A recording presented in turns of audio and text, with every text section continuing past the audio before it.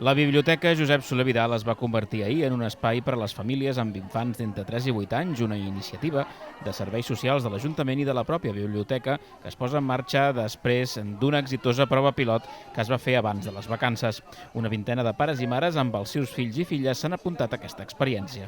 La veritat és que aquestes propostes tenen bastant d'èxit o molt d'èxit, no? Perquè s'omple les places molt ràpid i normalment hi ha llista d'espera.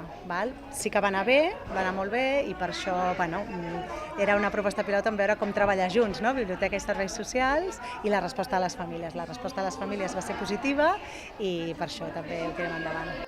L'espai familiar s'estructura en 3 fases, sempre al voltant de la lectura com a forma d'unió entre petits i grans.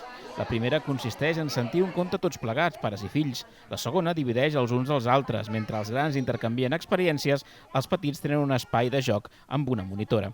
Finalment, hi ha un espai de retrobada, però amb els pares com a contacontes.